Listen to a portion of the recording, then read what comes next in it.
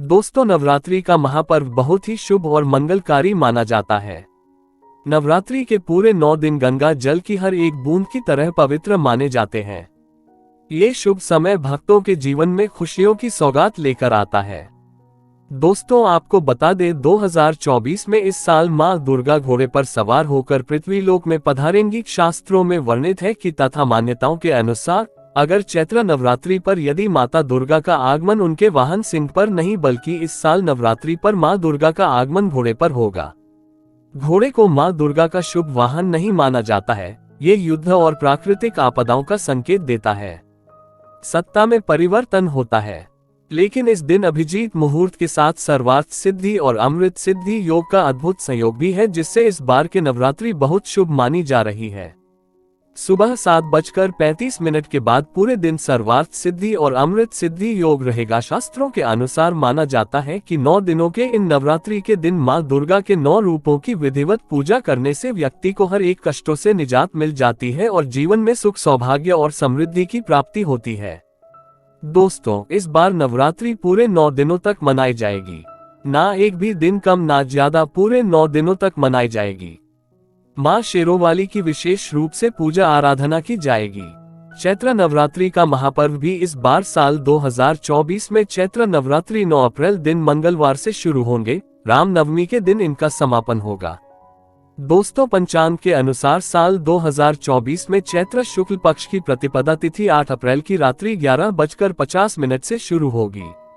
इसलिए उदया तिथि की वजह से पहला नवरात्र 9 अप्रैल के दिन रखा जाएगा। इस साल चैत्र नवरात्रि की शुरुआत 9 अप्रैल 2024 और समापन 17 अप्रैल दिन बुधवार 2024 को होगा। चैत्र नवरात्रि साल 2024 में पूरे 9 दिन के होंगे। ऐसे में चैत्र नवरात्रि पर माता दुर्गा की कृपा पाने के लिए कलश स्थापना का शुभ मुहूर्त है। चैत्र नवरात्रि घट स्थापना मंगलवार अप्रैल 9, 2024 को।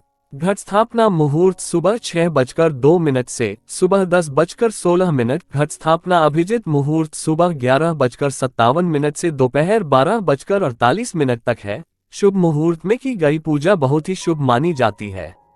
इससे समस्त देवी देवताओं की कृपा प्राप्त होती है और पूजा पाठ का फल कई लाख गुना प्राप्त होता है।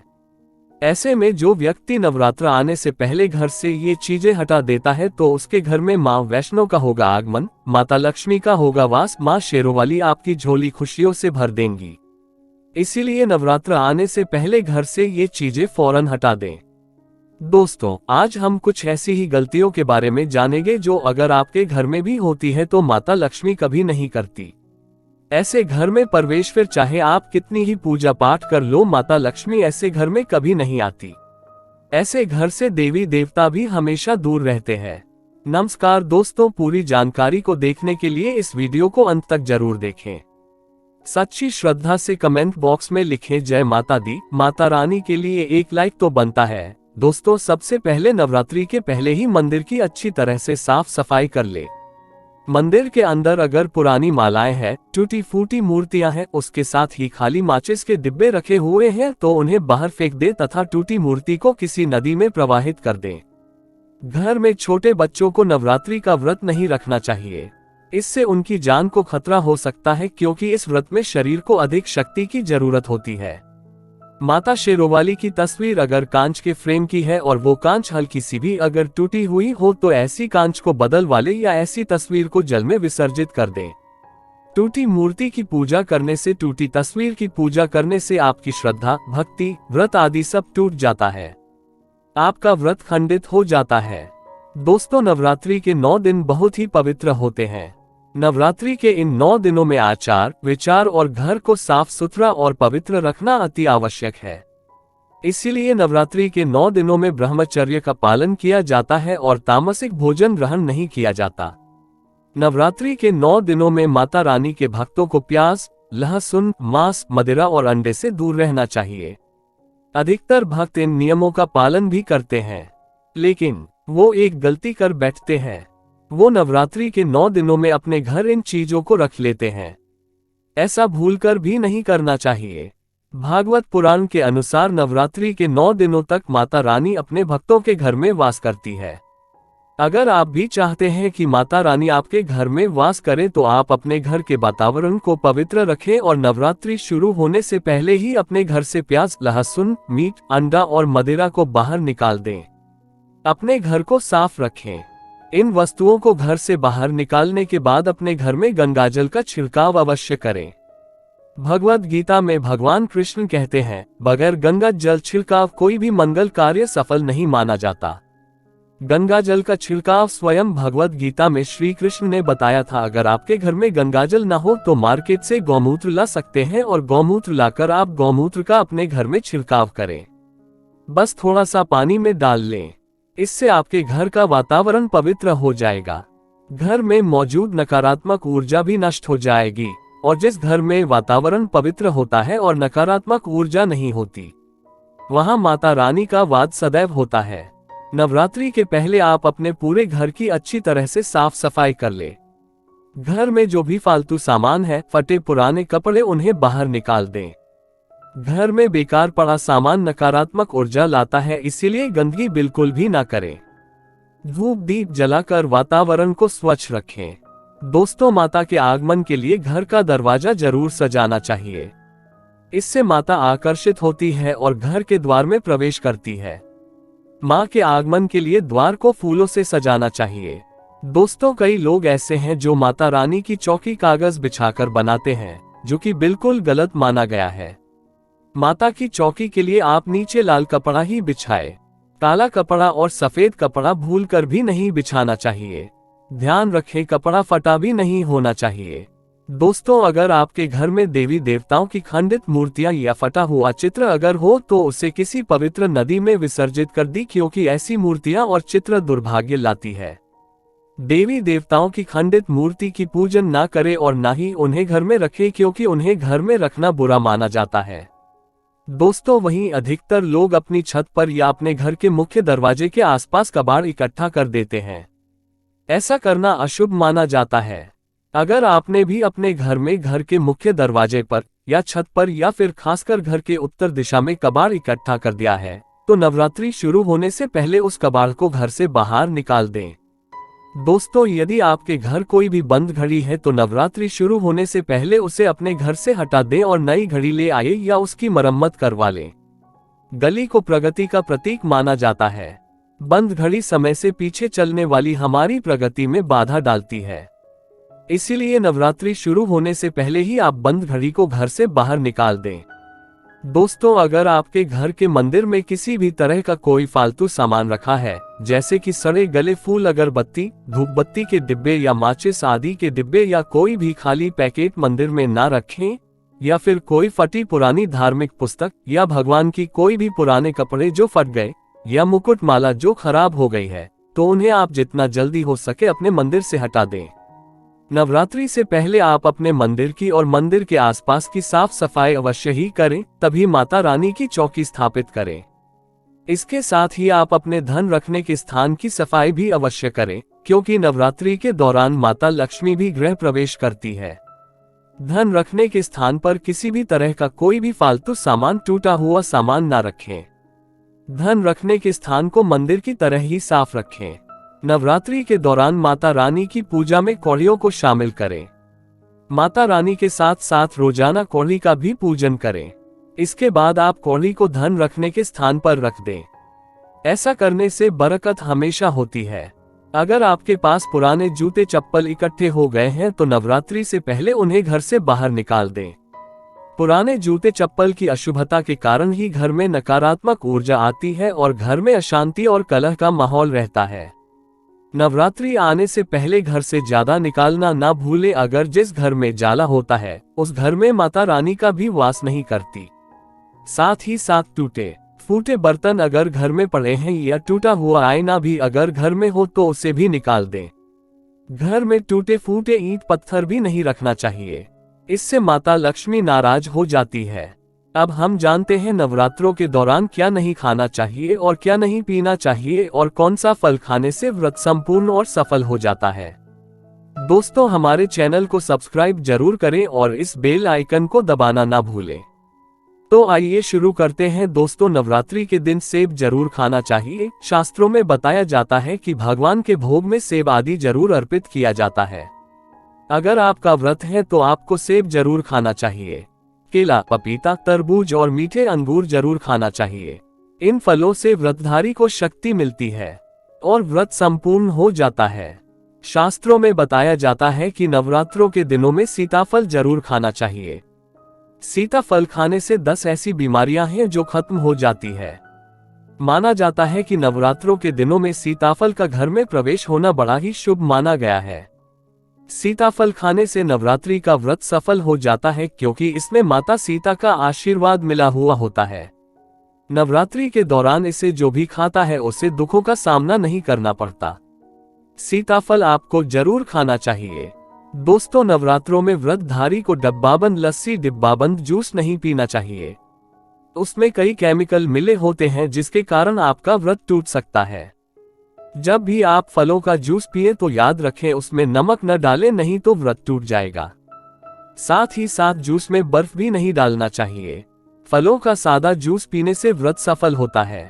दोस्तों, नवरात्रि के दौरान सिंघाड़े का आटा या कुट्टू का आटा खाने से पहले ये देख ले कि आटा पुराना नहीं होना चाहिए, क्योंकि पुराने आटे में कीड़े वगैरह पड़ जाते हैं जिसके कारण आपका व्रत टूट सकता है, क्योंकि ये छोटे छोटे कीड़े हमें दिखाई नहीं देते और आपके मुंह तक पहुंच जाते हैं। ऐसा आटा खाना मतलब कीड़े मकोड़ों का मांस खाने के बराबर माना गया है। दोस्तों, नवरात्रि के दौरान आप शाम के समय खाने में दही ले सकते हैं, आलू वगैरह खा सकते हैं, साबूदाने की टिकिया बनाकर खा सकते हैं, साबूदाने की और आलू के पापा भी खा सकते हैं। कई सब्जियां तो ऐसी हैं जो नवरात्रि के दौरान भोजन में शामिल कर सकते हैं। इससे आपको एनर्जी मिलेगी। नवरात्रि के दौरान आप दूध पी सकते हैं जो आपको ताकत देगा। चाय वगैरह भी पी सकते हैं, लेकिन याद रहे उसमें नमक न डालें। एक बात का ध्यान रहे, व्रतधारी को पेट भर खाना यानी गले तक भोजन नहीं करना चाहिए, नहीं तो व्रत रखने का कोई भी फायदा नहीं होगा। थोड़ा थोड़ा खा सकते हैं। दोस्तों, नवरात्रि के 9 दिन आदि शक्ति मां दुर्गा को समर्पित होते हैं। नवरात्रि के 9 दिन माता रानी के 9 अलग अलग स्वरूपों का पूजन किया जाता है। नवरात्रि के 9 दिनों में माता रानी को अलग अलग स्वरूप के हिसाब से अलग अलग भोग अर्पित किए जाते हैं। लेकिन क्या आप जानते हैं कुछ ऐसी वस्तु है जिन्हें नवरात्रि के दौरान भूलकर भी माता रानी को अर्पित नहीं करना चाहिए। अगर इन वस्तुओं को आप गलती से भी माता रानी को अर्पित कर देते हैं तो आपको व्रत और पूजन का पूर्ण लाभ नहीं होगा। इसीलिए माता रानी की कृपा प्राप्त करने के लिए आपको ये जानना अत्यावश्यक है कि वो कौन सी ऐसी वस्तु है जो माता रानी के पूजन में भूलकर भी इस्तेमाल नहीं करना चाहिए। तो आइए मां का जयकारा लगाते हुए वीडियो को शुरू करते हैं। दोस्तों, नंबर 1, नवरात्रि के दौरान शादीशुदा महिलाओं को सफेद कपड़े पहनकर पूजा पाठ नहीं करना चाहिए। साथ ही साथ काले कपड़े भी नहीं पहनना चाहिए। इससे पूजा, व्रत आदि खंडित हो जाती है। माता की चौकी जब आप लगाए तो उसके नीचे कागज नहीं लगाना चाहिए। माता की चौकी हमेशा लाल कपड़ा बिछाकर ही बनाना चाहिए। हमेशा याद रहे, नवरात्रों के इन 9 दिनों तक व्रतधारी को अपना आसन मां की चौकी के आगे ही लगाना चाहिए और वहीं पर आपको सोना चाहिए। मंदिर को नवरात्रों के दौरान अकेला नहीं छोड़ा जाता, बहुत ही अशुभ माना जाता है। इससे दुर्गा माता नाराज हो जाती है और हमेशा के लिए चली जाती है। दोस्तों, नंबर 2, नारियल। हिंदू धर्म में नारियल को समृद्धि, धन, श्रद्धा और सम्मान का सूचक माना जाता है। नारियल को श्रीफल भी कहा जाता है। नारियल को सुख समृद्धि में वृद्धि करने वाला माना जाता है। नारियल तो हर मांगलिक कार्य में विशेष महत्व होता है। जैसे कि आप सभी जानते हैं कि माता रानी के कई मंदिरों में नारियल से बलि भी दी जाती है और माता रानी के पूजन में नारियल का इस्तेमाल हम सभी करते हैं। खासकर कलश की स्थापना नारियल रखकर ही की जाती है। माता रानी के पूजन में हम नारियल इस्तेमाल करते समय कुछ गलतियां कर बैठती है। दोस्तों, नारियल कई प्रकार के होते हैं। एक हरा, दूसरा सूखा जिसके अंदर पानी होता है। जिन्स नारियल के अंदर पानी होता है। माता रानी के पूजन में सदैव पानी, बाला और जटा वाला नारियल ही इस्तेमाल करें। नारियल का पूर्ण होना चाहिए। नारियल चटका हुआ, क्या टूटा हुआ नहीं होना चाहिए, क्योंकि साबुत नारियल ही पूर्ण और पवित्रता का प्रतीक होता है। साबुत नारियल ही सुख समृद्धि का प्रतीक होता है। साबुत नारियल को ही श्रीफल यानी कि मां लक्ष्मी का फल कहा जाता है। नवरात्रि में माता रानी के कलश की स्थापना करते समय जटा वाला यानी पानी वाला नारियल ही कलश पर स्थापित करना चाहिए। साथ ही यह ध्यान रखना चाहिए कि नारियल को सदैव कलश के ऊपर लेटाकर रखना चाहिए। घट स्थापना करते समय कभी भी नारियल को खड़ा करके नहीं रखा जाता। नारियल को सदैव लेटाकर कलश के ऊपर रखा जाता है। साथ ही नारियल को स्थापित करने से पहले आप नारियल को लाल कपड़े में लपेटकर उस पर और फिर लाल चुनरी उड़ाकर आप नारियल को कलश के ऊपर स्थापित करें। शास्त्रों के अनुसार कलश के ऊपर जब सही तरीके से नारियल रखा जाता है और सही प्रकार का नारियल रखा जाता है, तभी ही व्रत और पूजन का पूर्ण फल प्राप्त होता है। ये भी ध्यान रहे कि महिलाएं माता रानी को नारियल अर्पित तो कर सकती है, लेकिन कभी भी माता रानी के सामने नारियल को भूलकर भी न तोड़ें, क्योंकि नारियल बीज रूप होता है और स्त्रियां बीज रूप से ही शिशु को जन्म देती है। इसीलिए कभी भी महिलाओं को नारियल नहीं तोड़ना चाहिए। दोस्तों, नंबर 3, लौंग। लौंग हम सभी माता रानी के पूजन में इस्तेमाल करते हैं, लेकिन लौंग का इस्तेमाल करते समय एक बहुत बड़ी गलती कर बैठते हैं। हमेशा ध्यान रखना चाहिए कि माता रानी को सदैव फूल वाली लौंग ही अर्पित करना चाहिए। जिस लौंग के ऊपर फूल नहीं होता या फिर जिस लौंग के पीछे लकड़ी की डंडी नहीं होती, उसको आप माता रानी के पूजन में भूलकर भी इस्तेमाल ना करें। फूल वाले लौंग को ही पूर्ण माना जाता है और माता रानी के पूजन में कोई भी अपूर्ण वस्तु, कोई भी खराब वस्तु या टूटे हुए अक्षत इस्तेमाल नहीं करना चाहिए। इसीलिए सदैव माता रानी के पूजन में फूल वाली लौंग का ही इस्तेमाल करें। दोस्तों, नंबर 4, तुलसी के पत्ते अर्पित नहीं करने चाहिए। माँ दुर्गा के पूजन में तुलसी पत्र का इस्तेमाल करना वर्जित माना जाता है। तुलसी पत्र के अलावा मामला भी माता रानी को अर्पित नहीं करना चाहिए और दुर्गा भी माता रानी को अर्पित नहीं करना चाहिए। दूर्वा भगवान श्री गणेश को अति प्रिय है। नवरात्रि में आप भगवान गणेश को दूर्वा अर्पित कर सकते हैं। भगवान विष्णु जी को तुलसी के पत्ते अवश्य अर्पित कर सकते हैं, लेकिन माता रानी को भूलकर भी तुलसी के पत्ते या दूर्वा अर्पित ना करें। माता रानी को सफेद फूल भी अर्पित ना करें। माता रानी को सदैव लाल रंग के फूल अर्पित करने चाहिए। लाल रंग के फूल माता रानी को अति प्रिय है। खासकर माता को गुड़हल और कमल के फूल अति प्रिय है। शास्त्रों में बताया जाता है कि घर में माता रानी की 2 या 3 मूर्तियां या फोटो नहीं होने चाहिए। इस बात का भी आप विशेष ध्यान रखें कि माता रानी के पूजन में कोई भी खंडित चीज इस्तेमाल ना करे। खंडित चीज जैसे कि चटका हुआ या टूटा हुआ दीपक या फिर अटका हुआ कोई बर्तन। साथ ही ये भी ध्यान रहे कि लोहे के और प्लास्टिक के बर्तन आप माता रानी के पूजन में इस्तेमाल न करें, क्योंकि प्लास्टिक के चाइनीज बर्तन हड्डियों के पाउडर से मिलकर बनते हैं। ऐसा ना करें। ऐसे बर्तनों को माता रानी के पूजन से सदैव दूर रखें। माता रानी को जो पुष्प अर्पित कर रही है उन्हें सूंघे नहीं। सुनते हुए फूल या गिरे हुए फूल या फिर मुरझाए हुए फूल माता को अर्पित ना। दोस्त, नवरात्रि के अष्टमी और नवमी तिथि पर कन्या पूजन का विधान है। ऐसे में आप अष्टमी और नवमी को इन दोनों तिथियों में कन्या पूजन अवश्य ही करें। शास्त्रों में 9 दिनों के नवरात्रि को बहुत ही शुभ और मंगलकारी माना जाता है और वही 8 दिनों की नवरात्रि को अच्छा नहीं माना जाता। ऐसे में 10 दिनों की नवरात्रि बहुत ही शुभ मानी गई है। शास्त्रों के अनुसार नवरात्रि के दिनों में माता रानी का पूजन करने से, कन्या पूजन करने से मां अभय वरदान प्रदान करती है। श्रीधर की तरह सच्चे हृदय कोमल वाले व्यक्ति के सभी कष्टों का निवारण मां शीघ्र ही करती है। मां की उपासना से विनम्रता का विकास होता है। सभी कष्ट, दरिद्रता, दुख, कष्ट नष्ट हो जाते हैं। नवरात्रि में माता रानी का व्रत और पूजन किया जाता है, लेकिन नवरात्रि के दौरान सबसे ज्यादा महत्व होता है कन्या पूजन का। दोस्तों, माना जाता है व्रत और उपासना से माता रानी इतना प्रसन्न नहीं होती है जितना कि कन्या पूजन से होती है। नवरात्रि में छोटी छोटी कन्याओं को माता रानी का स्वरूप माना जाता है। कन्याओं को भोग लगाया जाता है, उन्हें प्रसन्न किया जाता है और बदले में आशीर्वाद मांगा जाता है। कन्याओं को प्रसन्न करने के लिए गिफ्ट आदि उपहार वगैरह दिए जाते हैं। माना जाता है अगर कन्या को कोई भेंट दी जाए और वो उसे खुशी खुशी स्वीकार कर ले तो इसका मतलब है माता रानी अर्थात माता वैष्णो ने वो भेंट स्वीकार कर ली। जिन पर कन्याएं प्रसन्न होती है तो समझो उन्हें माता रानी का आशीर्वाद मिल गया और माता रानी की कृपा से उन्हें मुंहमांगा वरदान प्राप्त होता है। नवरात्रि में 2 साल से लेकर 10 साल तक की कन्या का पूजन होना चाहिए। अष्टमी अथवा नवमी को कन्याओं के पैर धोकर भोजन कराना, उपहार आदि देना श्रेष्ठ माना जाता है।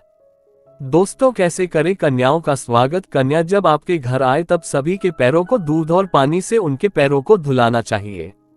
फिर उसके बाद कन्याओं को किसी साफ जगह पर जमीन पर कपड़ा बिछाकर बैठाना चाहिए।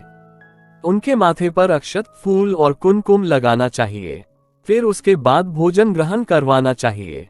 लेकिन हमेशा याद रहे, कन्याओं की थाली में 3 पूरियां कभी ना रखें।